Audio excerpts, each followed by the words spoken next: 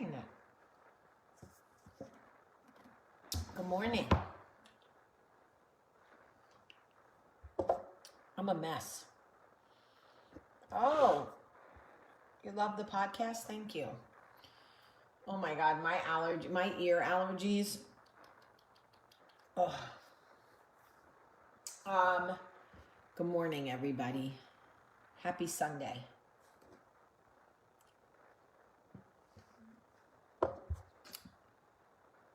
Good morning. Good morning. Good morning. Hey, Chris. Hi, Samara.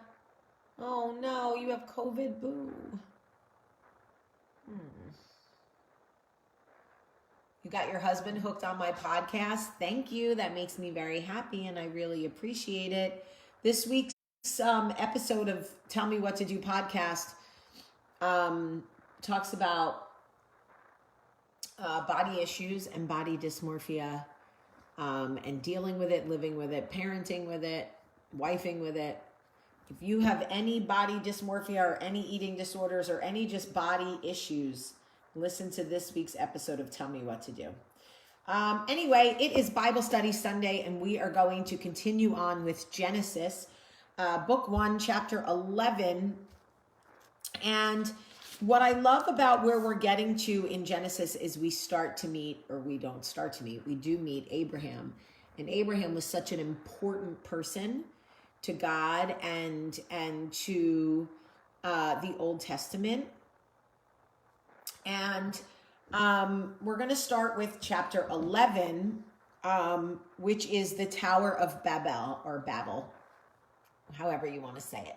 Tomato. So let's talk about this. Hi, Shayna Newman. Welcome. Okay, so at Genesis book 1, chapter 11. At one time, all the people of the world spoke the same language and used the same words. How good is that? At one time, all the people in the world, sorry, I'm just blocking people who are cursing during Bible study because they clearly need God. As the people migrated east, they found a plain in the land of Babylonia and settled there. They began saying to each other, "Let's make bricks and harden them with fire." In this region, bricks were used instead of stone, and tar was used for mortar. Then they said, "Come, let's build a great city for ourselves with a tower that reaches to the sky. This will make us famous and keep us from being scattered all over the world." Morning, Mayor. But the Lord came down to look at the city and the tower the people were building. "Look," he said, "the people are united and they all speak the same language. After this, nothing they set out to do will be impossible for them. Come, let's go down and confuse the people with different languages. Then they won't be able to understand each other." In that way, the Lord scattered them all over the world and they stopped building the city.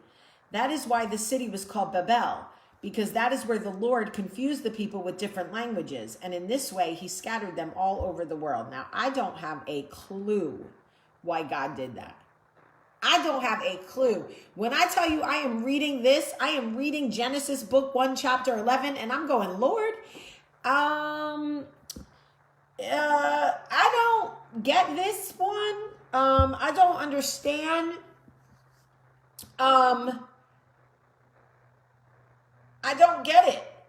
The Lord said, "Look, the people are united and they all speak the same language. After this, nothing they set out to do will be impossible." And then he said, "Let's confuse them with different languages and they won't be able to understand each other." Lord, what were you feeling that day? Who hurt you? Who hurt you, God? I'm just going to keep it 100. There's a lot of things I don't understand about God. Mosquitoes being one.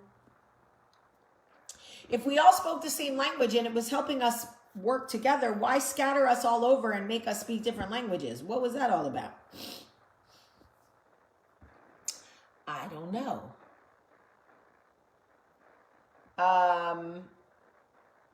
This is book 1, Genesis, book 1, chapter 11. Okay.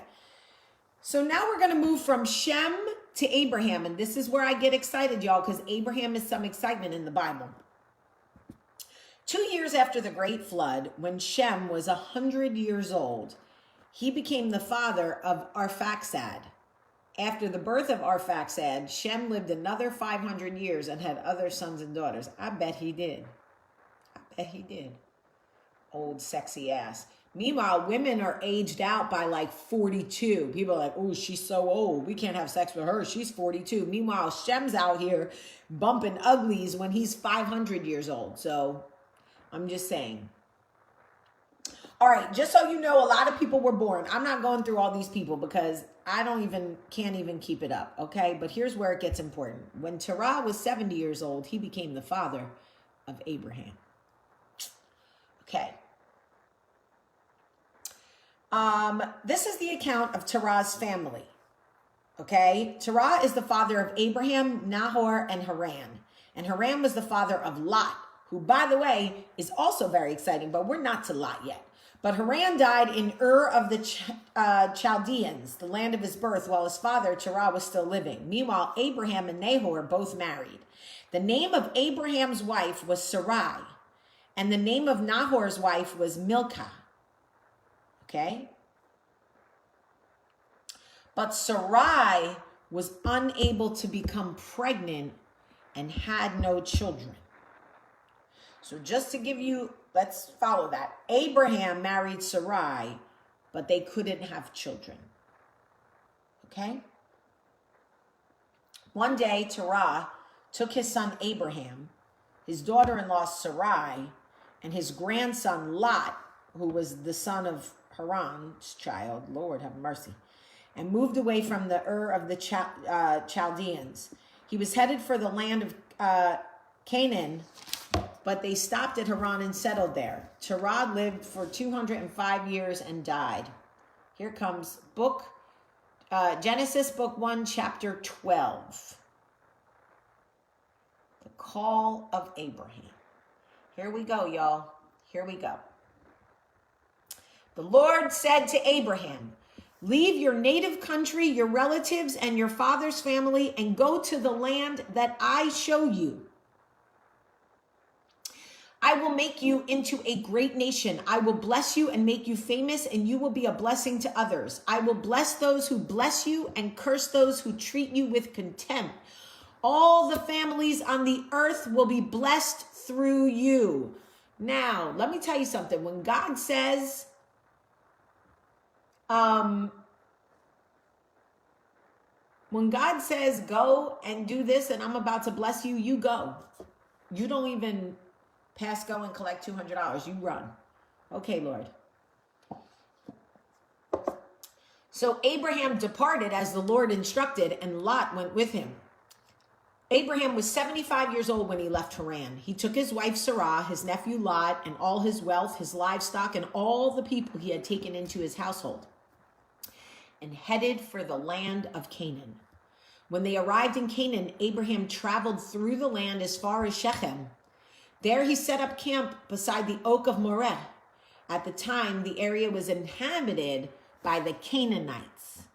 Okay, now I'm going to tell you, this is what we call stealing, because the land was already inhabited by the Canaanites. But, you know, sometimes we like to show up in land, even though there's already people there, and be like, oh, hey, we found this. Like, nah, you didn't find this. We've been here. But like, no, we don't see you. We found it. We're the founders. No, that's not how it works. We've been here. We live here. No, we found founders. Okay, yeah, okay. Then the Lord appeared to Abraham and said, I will give this land I'm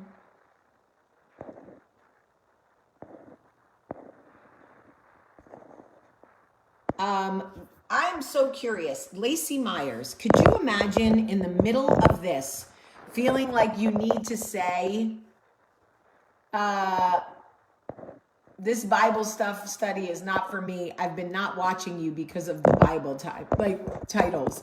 Could you imagine in the middle of this, instead of just scrolling by, could you imagine taking the time to be like, I like you, but I feel the need to tell you that I don't like this. I have to tell you. It's a compulsion. The words are coming out of my mouth like diarrhea. If I don't stop you in the middle of what you are doing and tell you that I don't like your Bible study, how will I ever get on with my Sunday? Could you imagine? Anyway, back to God, because this is really important to me.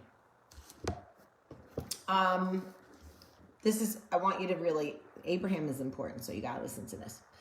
Okay.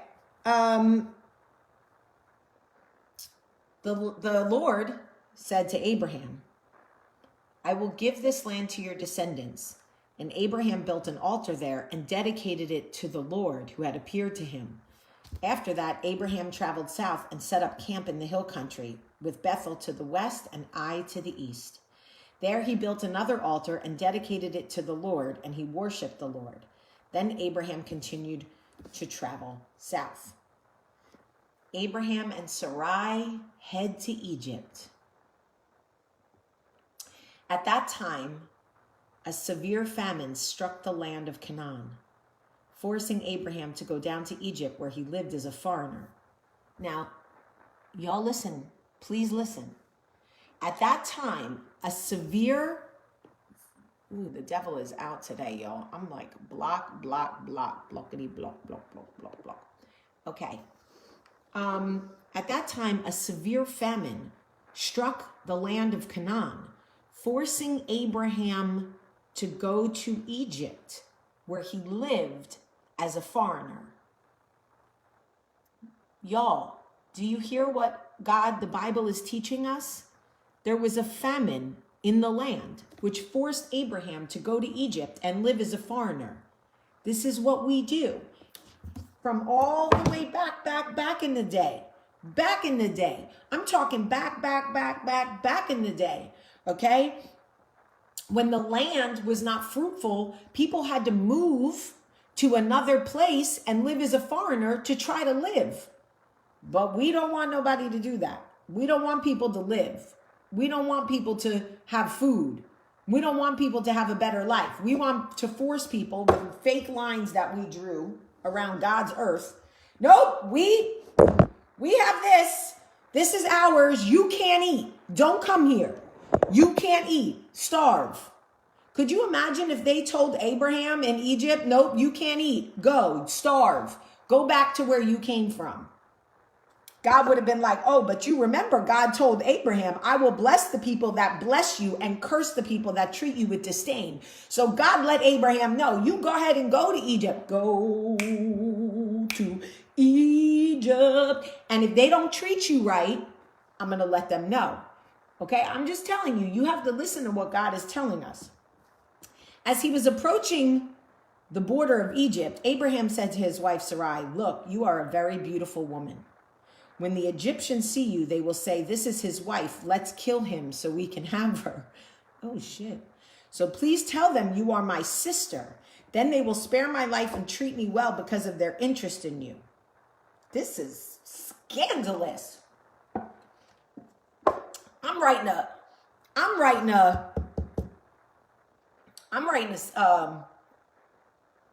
writing a TV show like this, okay? And sure enough, when Abraham arrived in Egypt, everybody spoke of Sarai's beauty. When the palace officials saw her, they sang her praises to the Pharaoh, their king, and Sarai was taken to his palace. The Pharaoh gave Abraham many gifts because of her: sheep, goats, cattle, male and female donkeys, male and female servants, and camels. But the Lord sent terrible plagues upon the Pharaoh and his household because of Sarai, Abraham's wife. So Pharaoh summoned Abraham and accused him sharply. What have you done to me? Why didn't you tell me she was your wife? Why did you tell me she was your sister and allow me to take her as my wife? Now then, here is your wife. Take her and get her out of here, because God was pissed. Pharaoh ordered some of his men to escort them, and he sent Abraham out of the country along with his wife and all his possessions. So, the Pharaoh tried to he was like, okay, well, this dude's sister is fine. I'm going to take her. And God was like, oh, no. See what we not about to do. And he was like, oh, shit. So you lied on me. Now get your wife and go, because we got all kinds of plagues and stuff going on here now. This Pharaoh from Egypt was asking for it from the jump, because I know you guys know what came to Egypt and the Pharaoh with Moses. Let my people go. This dude has been really causing trouble from the door. Okay, so Abraham left Egypt. Now we're in chapter 13. Abraham left Egypt and traveled north into Negev along with his wife and Lot and all that they owned. By the way, just so y'all know, Abraham was very rich. He had a lot of livestock, silver, and gold. So Abraham was very rich, okay? Just so y'all know.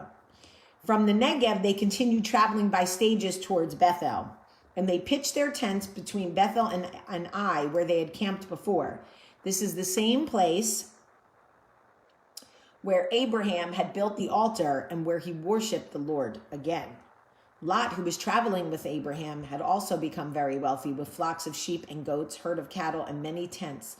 But the land could not support both Abraham and Lot with all their flocks and herds living so close together. So disputes broke out between the herdsmen of Abraham and Lot. Oh man, you had to know that was going to happen. Finally, Abraham said to Lot, let's not allow this conflict to come between us or our herdsmen. After all, we are relatives. Now, there was not an election year going on that time, because Abraham said to Lot, let's not allow this conflict to come between us because we're family, right? It was not an election year that year. The whole countryside is open to you, Abraham told him. Take your choice of any section of the land you want and we will separate. If you want the land to the left, I'll take the land to the right. If you prefer the land to the right, I'll take the land to the left. Lot took a long look at the fertile plains of the Jordan Valley in the direction of Zoar. The whole area was well watered everywhere, like the garden of the Lord or the beautiful land of Egypt.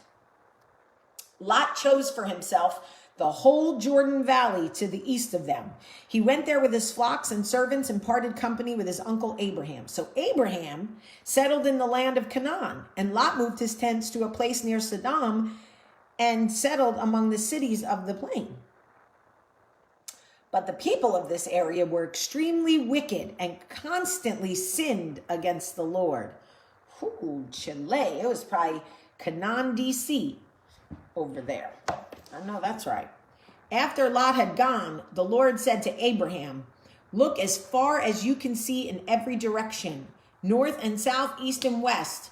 I am giving you all this land as far as you can see to you and your descendants as a permanent possession. And I will give you so many descendants that like the dust of the earth, they cannot be counted. Go and walk through the land in every direction, for I am giving it to you. So Abraham moved his camp to Hebron and settled near the oak grove belonging to Mamre. There he built another altar to the Lord.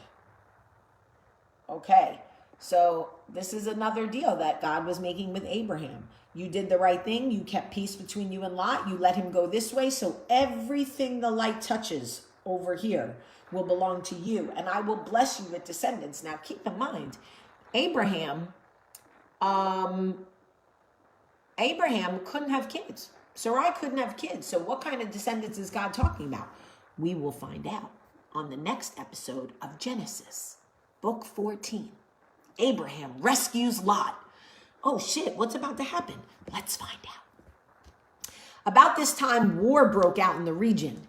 King Amraphel of Babylonia, King Arioch of Elasar, King Kedorlaomer of Elam, and King Tidal of Goim fought against King Bera of Sodom. Lots of kings. Okay, y'all, they all had a fight. Okay, this second group of kings joined forces in the Siddim Valley. This is the Valley of the Dead Sea, by the way. For 12 years, they had been subject to King Kedorlaomer. But in the 13th year, they rebelled against him. Because they were like, yo, no, we are tired. No, we are coming together. We're done. 1 year later, Kedorlaomer, whatever his name is, Kedorlaomer, and his allies arrived and defeated the Rephites at, listen, I can't say these words. He defeated a bunch of people in the wilderness, okay? Then they turned back and came to En-Mishpat, now called Kadesh, and conquered all the territory and all the people. What, Lord? Lord, can you help me find a Bible I can read? Then the rebel kings of Sodom and all those other places prepared for a battle in the valley of the Dead Sea. And they fought against King Kedorlaomer, Locali, whatever his name is, and King Tidal, and this other king, and this other king. And it was 4 kings against 5. As it happened, the valley of the Dead Sea was filled with tar pits. And as the army of the kings of Sodom and Gomorrah fled, some fell into the tar pits, while the rest escaped into the mountains. The victorious invaders then plundered, Sodom and Gomorrah and headed for home, taking with them all the spoils of war and the food supplies. They also captured Lot. Oh no, y'all, they got Lot. Remember when Abraham told him to go ahead over to the left and he went? They got him. That's Abraham's nephew. And they carried off everything he owned. Y'all, this is terrible. But y'all, let me tell you what happened. One of Lot's men escaped and reported everything to Abraham the Hebrew, who was living near the oak grove belonging to somebody, the Mamre of whatever. When Abraham heard that his nephew Lot had been captured, he mobilized the 318 trained men who had been born into his household. Now, I don't know how the fuck they were born into the household because they already told me Sarah couldn't have babies. So I'm thinking he probably cheated, but that's not our business. Then he pursued King Kedorlaomer army until he caught up with them at Dan. There he divided his men and attacked during the night. Kedorlaomer's army fled, but Abraham chased them as far as Hobah. Abraham recovered all the goods that had been taken, and he brought back his nephew Lot with his possessions and all the women and the other captives. Because Abraham was not fucking around, okay? He got word that his nephew was taken and all his shit. He got his men, his 318 men, and he was like, we got to go under the cover of night. And they went and they got all the shit back. And this is what I'm saying you got to do for family sometimes, okay? After Abraham returned from his victory over Kedorlaomer and all his allies, the king of Sodom went out to meet him in the valley of Sheveh. And another king, the king of Salem, and a priest of God Most High, brought Abraham some bread and wine, and he blessed him with this blessing. Blessed be Abraham by God Most High, creator of heaven and earth, and blessed be God Most High who has defeated your enemies for you. Then God gave, Then Abraham gave Melchizedek a tenth of all the goods he had recovered. The king of Sodom said to Abraham, give back my people who were captured, but you may keep for yourself all the goods you recovered. No, he didn't. He said, oh shit, this is a power move. Y'all have to listen to this. This is a power move. Okay, listen. So Abraham whooped this dude's ass, right? Abraham whooped the king of Sodom's ass for taking Lot and all his shit. this dude, the king of Sodom, came back to Abraham and was like, okay, look, give me back my people, but you could keep all of Lot's possessions. Okay? And this is what Abraham said. You ready for this power move? This is a power move. Abraham replied to the king of Sodom, I solemnly swear to the Lord Most High God, creator of heaven and earth, that I will not take so much as a single thread or a sandal thong from what belongs to you. Otherwise, you might say, I'm the one who made Abraham rich. I will accept only what my young warriors have already eaten, and I request that you give a fair share of the goods to my allies. Y'all, do you hear the power move from Abraham? This man said, give me back my people and you can take all the shit that you stole back from the stuff we stole originally. And Abraham said, no, see? Because then you'll just go around and tell everybody I'm only rich because I stole from you. And that doesn't work for me. So I'm not keeping anything. Take everything I stole back from you and give it to my allies. Give it to the people who helped me. That's a boss move. That is a boss move. Abraham is a boss. Okay, now listen to me. I just want to tell you, we're going to stop here. But the next week, we're going to get into chapter 15, which is the Lord's covenant with Abraham. Now, remember, I told you, when God makes a covenant, like he did, his first covenant in the Bible was with Noah. When God told Noah, I will make a covenant with you. I will never again use floods to destroy all the creatures of the earth. And when the rains come, you will see the rainbow as a sign of my covenant to you, that never again will I use floodwaters to destroy the earth. Now, we have covenants from God. When God makes a covenant, he does never go back. He never goes back. So we're going to get the next week into the covenant with Abraham, and I'm very excited for that. That's what I'm going to tell you. So I am very excited for those of you who listen to the Bible study. I think it's important to just talk about it. We learn something. You don't even have to be Christian. You could just listen to me read the Bible. But I love you all very much. I'm going to take a shower now because I'm disgusting. I love you. And I hope that you have a great, great day.